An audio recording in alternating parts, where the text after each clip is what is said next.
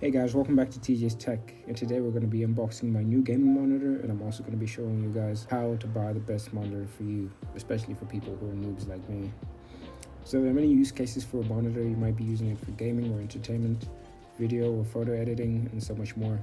Since my channel is centered around tech and gaming, I would assume most of you will be using it for the first thing, which is gaming. So I went and got myself the Samsung Odyssey G5 LS27A G550EU XXU G550A gaming monitor. This is a 27-inch 2560 by 1440 165 Hz refresh rate gaming monitor with a claimed 1 millisecond response time.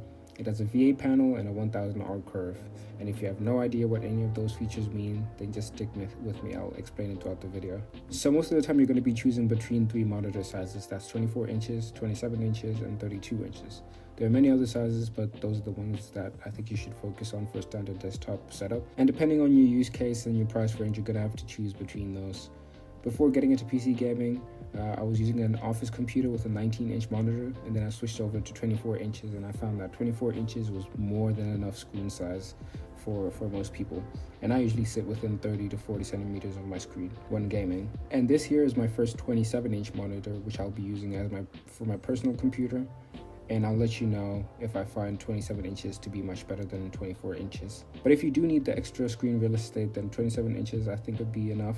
And 32 inches might be a little bit overkill, but that's also an option. Now let's talk about resolution. This is the pixel density of the screen that you'll be looking at.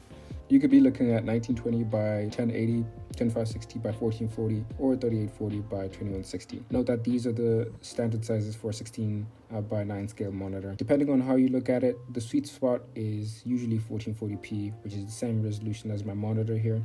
But 1080p is still great at 24 inches, but once you start getting into 27 inches, you lose a bit of the sharpness and the picture quality. So I would avoid 27 inches or higher at 1080p. And also stay away from 4K unless you're doing professional video and photo editing for high quality pictures and photos, or you have a high-end desktop computer and you can play at those extremely high pixel densities. Or if you're going to be using it for a TV setup, then by all means go for the highest resolution that you possibly can. Because if you're going for a bigger screen, you're going to need a higher resolution in order for you to enjoy the best possible picture quality. But in 2023, 1440p is great for a desktop setup. Refresh rate is more complex than it is. This is the number of times that your monitor updates an image in a second, which is measured in hertz. So there's 60, 75, 120, 144, 165, 240, 360, and they even have 500 hertz monitors now. But I found that the sweet spot is around the high 100 hertz range, which is why I chose this 165 hertz monitor. Just bear in mind that the higher refresh rate that you go, the less perceivable it is to your eyes. So I wouldn't recommend going beyond 240 hertz, but feel free to go above that if you want the best competitive advantage if you're going to be playing a lot of competitive games. But if your priority is going to be more content creation work or creative work, then 4K or 1440p at 60 hertz is perfectly fine. Response time is also important, but it's hard to quantify in real life situations.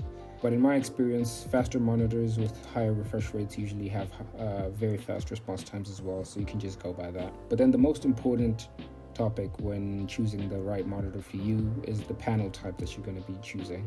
So you could be choosing between these four: a TN panel, twisted pneumatic, IPS, in-plane switching, VA, vertical alignment monitor, or an OLED monitor. So for a TN panel, the advantages of those include fast response times and high refresh rates, and it's ideal for competitive gaming. But then it has poor color accuracy and viewing angles, so which means when you're looking at it from the side, it loses a little bit of the color quality. And then we have IPS monitors. The advantage with those is that they have the best color accuracy and wide viewing angles, so it's ideal for content creation and professionals. But then the disadvantage with those is that they have slower response times and higher refresh rate compared to TN panels, which can cause a little bit of motion blur with fast-paced games. And then we have VA panels. Advantages with those is that they have best contrast ratios and deep blacks, making them ideal for watching movies and playing games with dark scenes. They also have good color reproduction and are less prone to color shifting when viewing from an angle. But the disadvantage with VA panels is that they have slower response times, just like IPS panels, as well as lower refresh rates than TN panels, which can cause motion blur during fast-paced games. And you also have limited viewing angles compared to IPS, but less noticeable compared to TN panels. Alright guys, so here's the monitor all set up and ready to go. So my computer's not built yet, so I can't test it as of yet, but you guys are going to be seeing a lot of it in future videos. Make sure you like and subscribe on your way out, and comment your thoughts on my monitor choice.